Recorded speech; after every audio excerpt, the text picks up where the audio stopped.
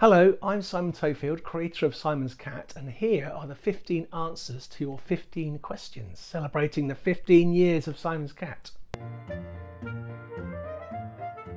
Obviously, I love all cats. I have a real soft spot for the Moggy, the common alley cat, if you will, but I think as breeds go, I love the Maine Coon, just because I love the idea of having a massive cat that's going to, like a bear, that's going to lay on you. You know, I love that idea of having a huge cat. So who knows, one day, who knows, might get one. The answer is no. I'm going to keep him small and he'll always be a little baby kitten. I think it's just how things go in sort of cartoon world, really. Once you've got a little character, he's always going to be that age, because it just helps with the comedy of Simon's Cat and his little brother. There may be some more kitten films coming up, but he will always be a kitten. I do make all the cat noises. It started really by accident when I made that first little film. There was only me, and so it was easy to give him character, because I looked into doing a real cat noise, and of course it wasn't very good because it was such an expressful character. It had to have kind of emphasis behind certain noises, so it was easier for me to do it. And then I thought it'd be nice if I tried to do all of the animals, and I think to this date I've done all of the noises apart from the robin in Snow Business, which is actually a real robin that's been edited, so I was quite proud of that. So yes, I do make all the noises, and my most proud moment was doing the mammoth.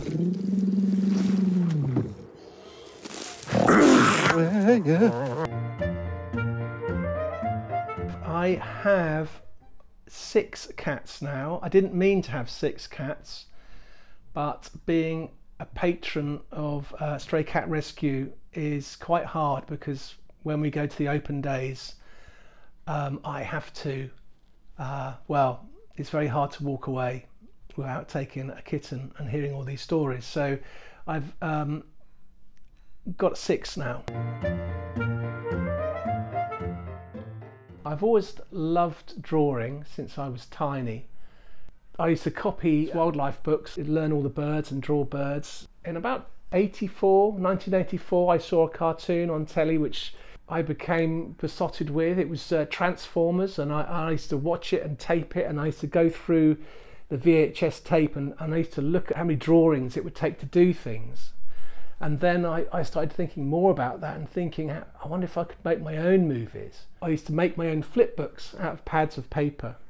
So when you flick them, they sort of animate.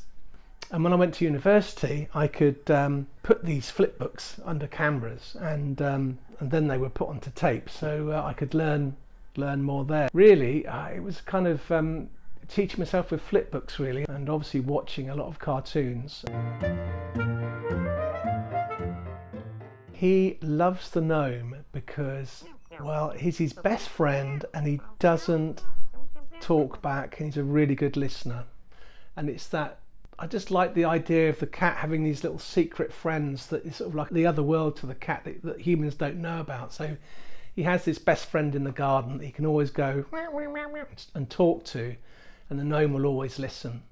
From that, he's become his best friend, and the cat will do anything for the gnome. And the gnome doesn't really ask a lot, so he's the best sort of friend to have.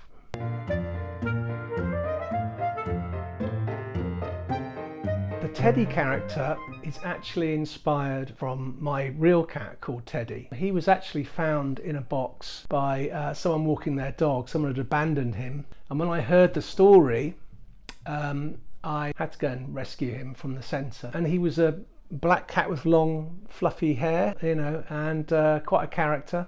Kind of morphed into the animated character. Well, I think Teddy is such a well-loved character, and I think people have really got a soft spot for Teddy, especially because he was homeless in the films.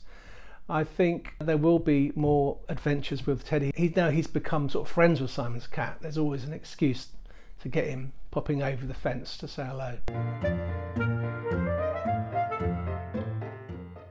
Having a lot of cats, I do notice things all the time watching them.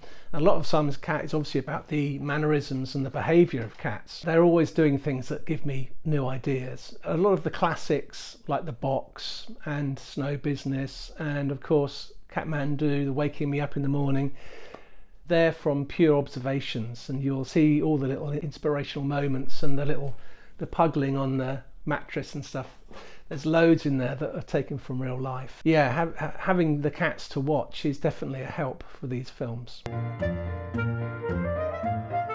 think all cartoonists and animators and anyone who draws will always their characters will always end up looking a bit like them, because I think you see yourself more than anyone else in the mirror. And I think no matter if you're drawing cats or horses or dogs or people, they always tend to look a bit like you. And I think Simon was a bit like me. He's got big eyes and you know, big head, and so I think he looks a little bit like me. I think the cat does as well, to be honest. Games are great because it allows me to really use my imagination and expand the universe a lot. So there's some great characters in those games that I'd be really sad if they didn't come into the films. And it allows me to use my animal knowledge to put loads of animals and critters in there, birds and otters and all kinds of stuff that I would struggle to fit into Simon's cat's back garden. But I do love all that stuff, so maybe some of those critters and characters will come into a Simon's cat if he goes to the countryside. I think I'm gonna have to go with the cliche of saying it's autumn. Just the colours and the leaves on the floor. Yeah, I just like autumn. I think it's the colours really. I like sort of subtle muted colours, quite realistic, and things that aren't too bright and garish. So muddy colours, I suppose you could call them, but sort of push back colours, colours that aren't too bright, realistic colours. And I've got a great team that helps me colour all my films. I don't do it all on my own. My colours are very muted, if you like.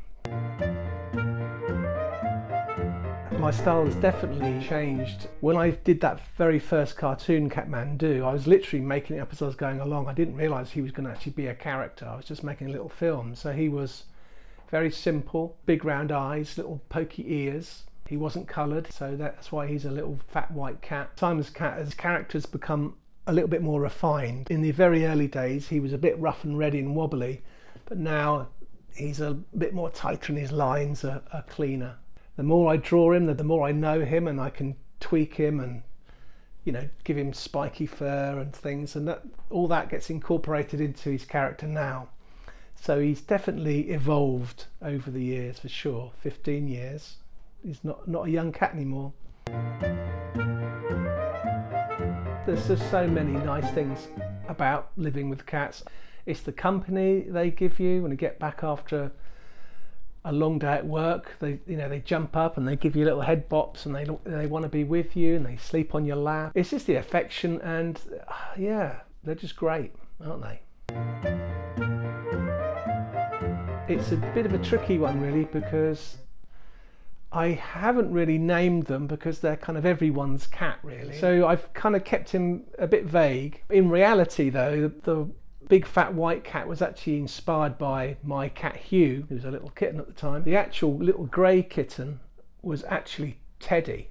So, but now Teddy's grown up into quite a big cat. He's actually come back in Simon's cat as himself. So it's actually got quite confusing. So there's sort of two Teddys in a way. That is their real life names, I suppose.